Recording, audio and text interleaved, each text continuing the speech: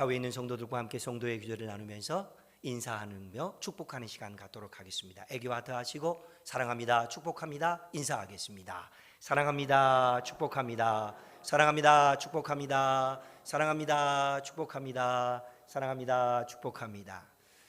저하고 처음 예배를 드리신 분이 또 있습니다. 자비를 구하는 기도는 이렇게 합니다. 주여 나를 불쌍히 여기소서. 두 번 고백합니다.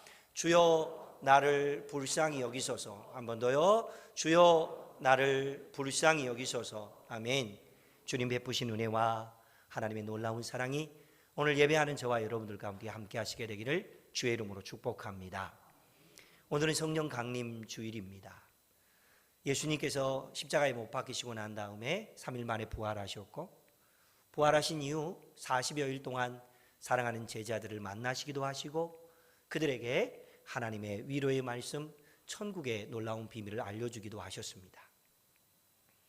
그리고 40일이 지나고 난 다음에 하나님 나라로 승천하여 올라가셨습니다.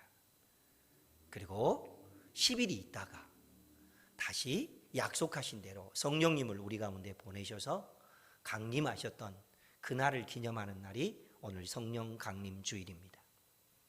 지난주 말씀을 드렸던 것처럼 성령 강림 주일은 성령 세례를 받는 시간, 성령의 충만함을 입는 시간, 그리고 하나님이 주신 은혜로 성령의 은사를 받는 시간입니다.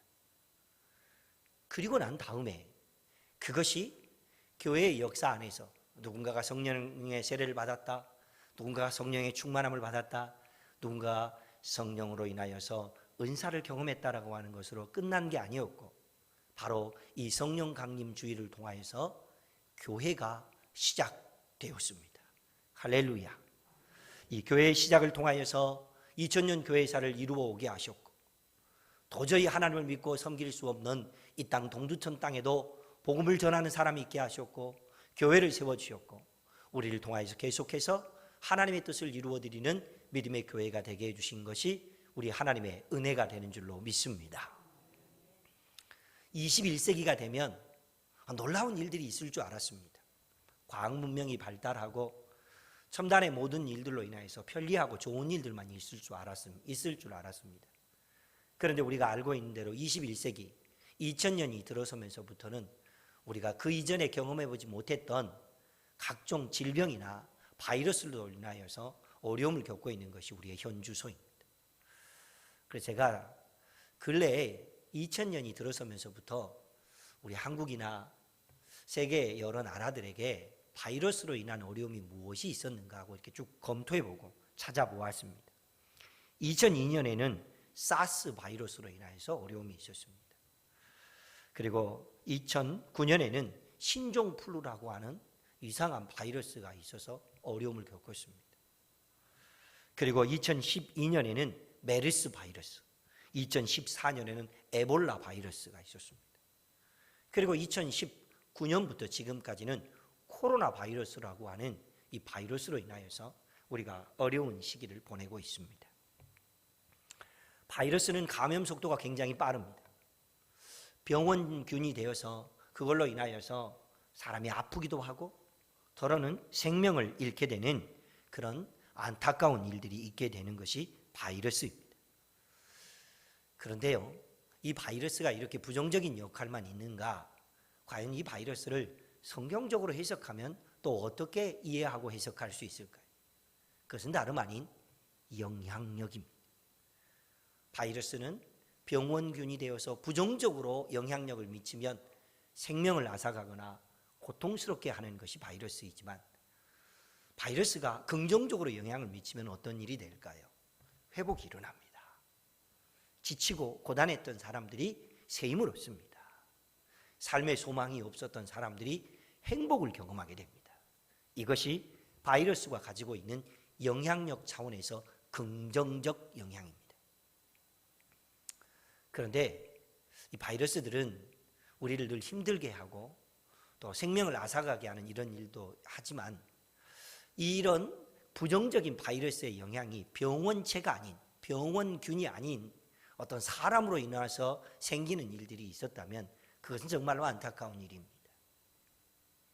역사 이래로 많은 재판이 있었습니다. 그 재판에 의해서 죄가 선포되었습니다. 살인죄, 도둑질한 죄, 또는 사기죄, 요즘 우리가 많이 듣고 있는 뉴스 보도를 통해서 듣는 그런 죄목들입니다. 그런데요, 여러분, 죄 중에 이런 죄도 있었답니다. 따라해 봅니다. 낙심시키는 죄. 낙심시키는 죄는 어떤 죄일까요?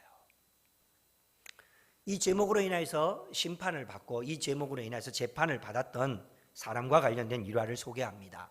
1899년부터 1902년, 지금부터 100년도 더 된 일들입니다. 이때 세계 열강을 주름잡고 있었던 나라들 중에는 영국이라고 하는 나라가 있고 네덜란드라고 하는 나라가 있었습니다.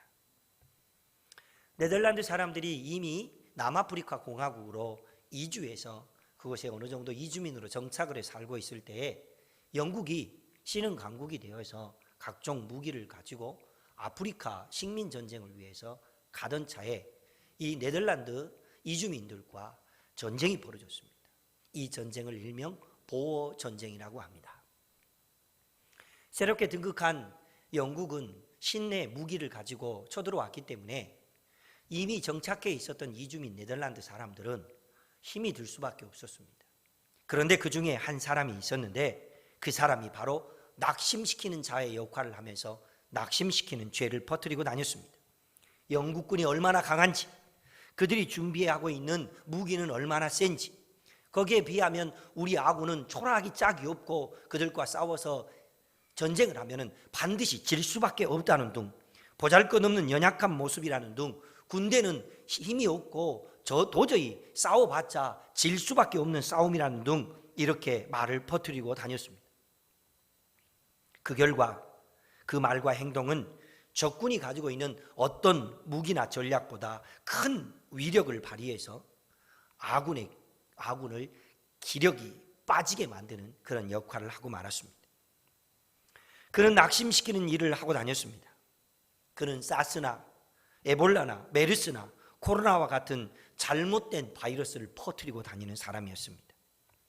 그는 공동체를 무력하게 만들었고 진영에서 사람들 마음을 이간질하는 행동을 했습니다. 그 결과 그의 죄목은 낙심시키는 죄라고 하는 형벌을 받게 되었던 것입니다. 여러분, 앞서 말씀드렸던 것처럼 성령 강림주일은 어떤 성령님의 임재나 역사가 있었다는 것으로 끝난 그 정도가 아니라 새로운 시작, 곧 교회를 시작하게 하시려고 하셨던 하나님의 뜻이 바로 이 성령 강림주일 오순절로부터 시작된 일들입니다. 6월 우리 교회는 그동안 어떤 이유로 됐든지 간에 구역 모임도 제대로 할 수 없었고 예배를 드리는 것조차도 쉽지 않은 그런 상황이었습니다. 그런데 2022년 6월 첫 주일인 이 성령 강림주일을 시작으로 해서 우리 교회는 새로운 일들이 일어나고 있습니다. 2년 반 정도 있다가 드디어 처음 주방에서 밥을 합니다. 그리고 식사를 하고 난 다음에는 구역 소모임을 할 수 있는 그런 새로운 일들이 시작되었습니다. 여러분 스스로를 한번 진단해 보시고 돌아보시기 바랍니다. 지금까지 살면서 사람들을 만나면 어떤 말을 많이 하고 살았습니까? 나의 말, 일명 마이 스토리, 이 얘기를 많이 하고 살았습니까? 너의 말, 당신의 말, 그의 말, 유 스토리를 많이 하고 사셨습니까? 마이 스토리는 이런 것입니다. 긍정적이고 칭찬하는 것입니다. 그러나 유 스토리는 험담하고 비난하고 정죄하는 말입니다. 마이 스토리는 용기와 희망을 주는 말이지만은 유 스토리, 당신의 말, 그의 말은 부정적인 말이 훨씬 더 많습니다. 여러분 스스로를 한번 진단해 보십시오. 나는 그동안 마이 스토리를 많이 하고 살았는가, 유 스토리를 많이 하고 살았는가? 그런 의미에서 구역 소모임은 우리에게 너무 소중한 시간입니다. 왜냐고요? 앞으로 구역 소모임에서는 반드시 마이 스토리만 말하게 되어 있거든요. 내가 기도했더니 이런 은혜가 있었다. 내가 신앙생활을 하기 위해서 믿음으로 살아갈 때에 이런 어려움이 있었다. 다 마이 스토리를 이야기하게 되어 있습니다. 혹 유 스토리를 말할 수 있는 기회가 온다 할지라도 그때에는 그 사람의 이야기, 그 사람의 어떤 말을 하는 것이 아니라 그 사람으로 인하여서 느끼는 자기 감정을 표현하게 되어 있습니다. 누군가가 어려운 일을 당했대. 그러면은 그 어려운 일 당할 수밖에 없었던 이유에 대해서 당신의 이야기, 그의 이야기를 하는 것이 아니라 누군가 어려운 일을 당했던 그 이야기를 듣고 보니까 내 마음이 너무 힘들었어요. 그래서 제가 이 불안한 느낌과 불편한 감정을 가지고 그를 위해 제가 기도했습니다. 다 자기 감정을 이야기하는 시간이 돼야 합니다. 오늘부터 그동안 어떤 이유로든지 구역 소모임에 참여하지 못했거나 할 수 없었던 환경이 있었다면 그것은 다 인생의 뒷페이지로 넘깁시다. 오늘부터 시작합시다.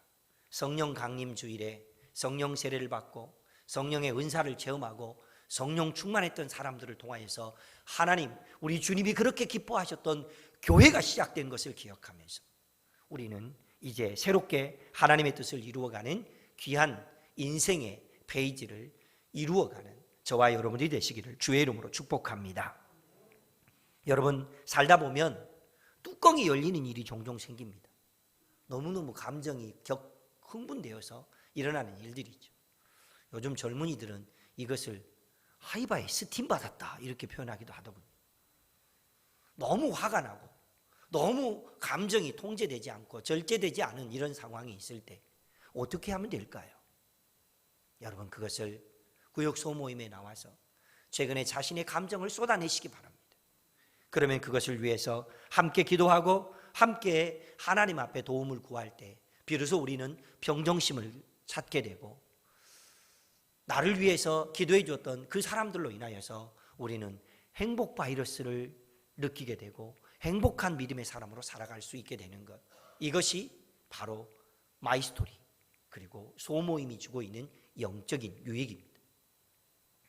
오늘 본문에 있는 말씀을 통하여서 저는 당신은 필요한 사람입니다, 당신은 필요한 사람, 이런 하나님의 말씀의 제목을 정해서 함께 은혜를 나누고 있습니다. 잠언 말씀에는 놀라운 영적인 비밀이 숨겨 있습니다. 특히 낙심, 이간질, 이런 말들은 모두 다 부정적인 표현이고 잘못된 일들이지만은 이 낙심이나 이간질과 정반대되는 상황을 오늘 우리에게 소개하고 있는데 24절 말씀이 그것을 우리에게 이렇게 알려주고 있습니다.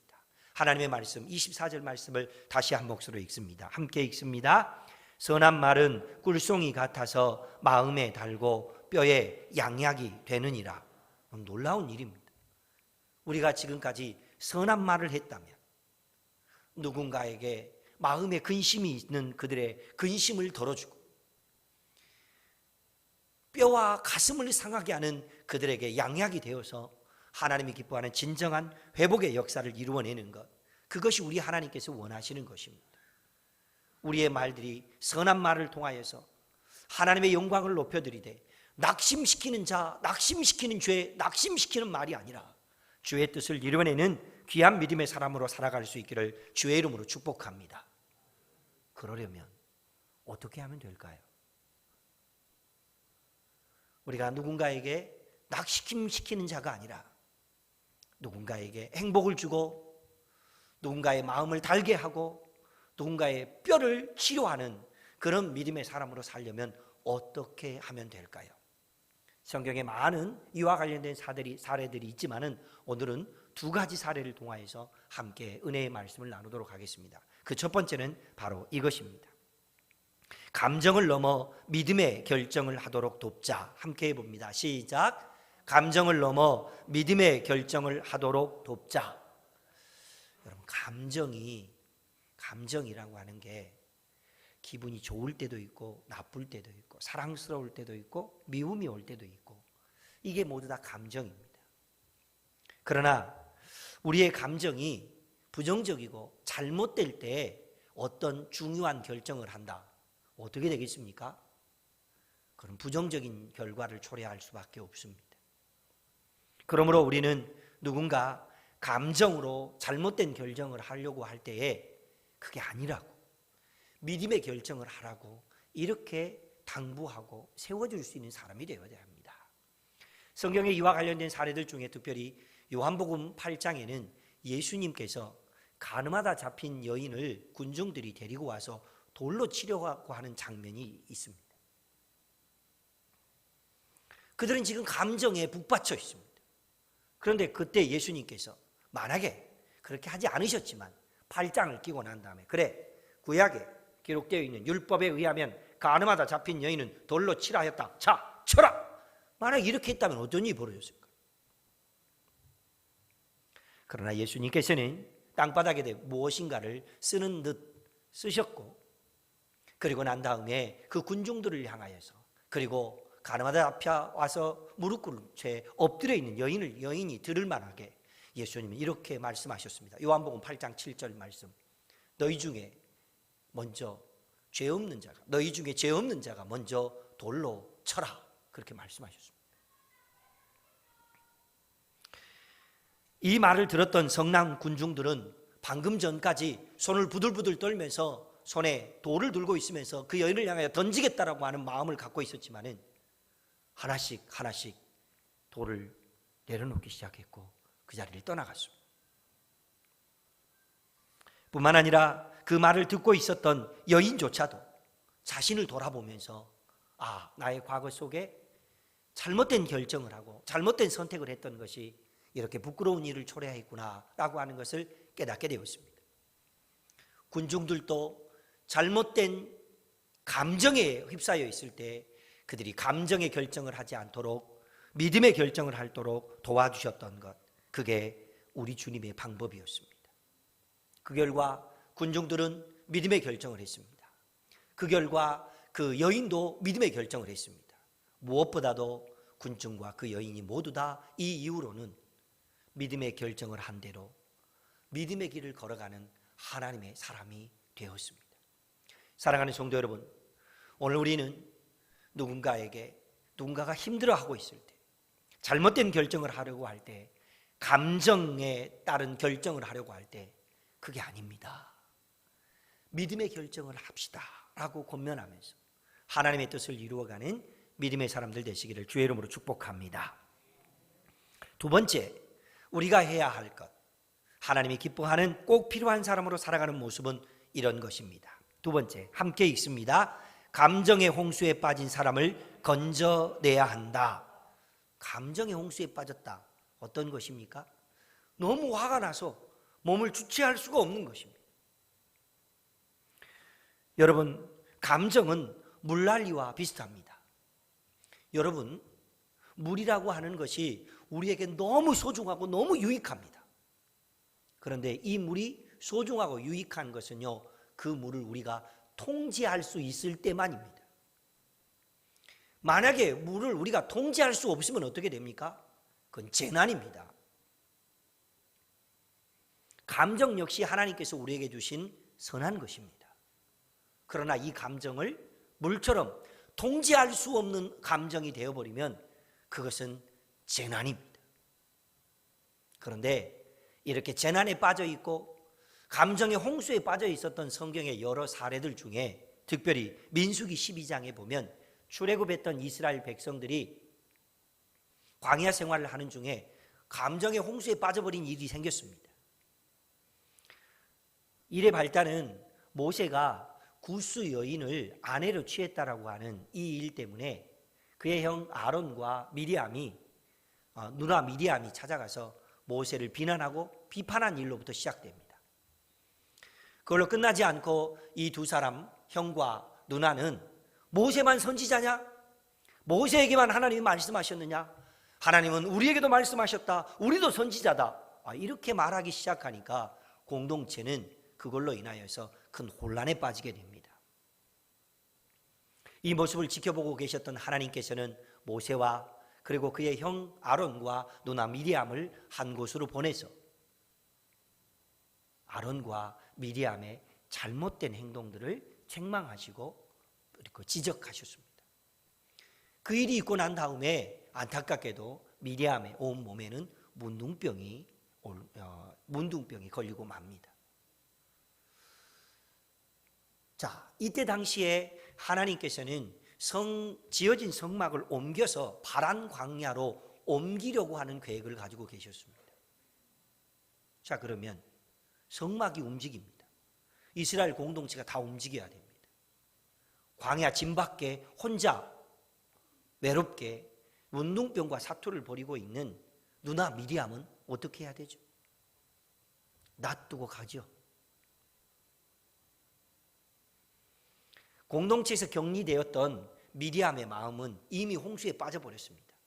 성경에 그런 내용은 없습니다만은 어쩌면 이렇게 말했을 겁니다. 모세, 네가 이 세상에 태어날 때 바로 왕이 너를 죽일 수도 있는 상황이었다.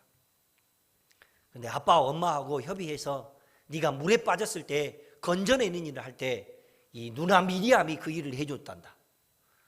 그리고 네가 바로의 궁정에서 왕자로서 살아가고 있을 때 그 뒷바라지 하면서 너를 도와줬던 게 나란다. 그런데 이제 아주 은혜를 왼수로 갚는구나. 어떤 상황이죠? 감정의 홍수에 빠져버렸습니다. 그럼 그걸 어떻게 해야 되죠? 건져줘야죠. 하나님의 사람 모세는 성경에 보면 누나 미리암을 위해서 기도했다 그렇게 기록하고 있습니다. 그리고 그 누나가 7일 만에 회복될 때까지 기다려줬다라고 말씀이 기록되어 있습니다. 그리고 하나님의 약속을 따라서 바란 광야까지 함께 옮겨가서 그곳에 진을 쳤다 그렇게 기록하고 있습니다. 여러분, 모세의 위대함이 뭡니까?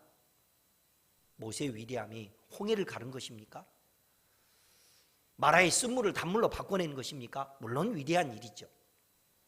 그러나 모세의 위대함은 홍수에 빠져있는 한 사람, 홍수에 빠져있는 공동체를 건져내기 위해서 기도하고 기다려주고 소외시키지 않고 함께 데리고 가서 하나님의 뜻을 이루어냈다는 것, 이게 모세의 위대함입니다. 이것은 모세의 리더십이며 모세의 지도력이며 이것은 모세의 또 다른 온유함에 대한 아름다운 표현이기도 합니다. 사랑하는 성도 여러분, 홍수에 빠져있는 사람이 있으면 어떻게 할까요?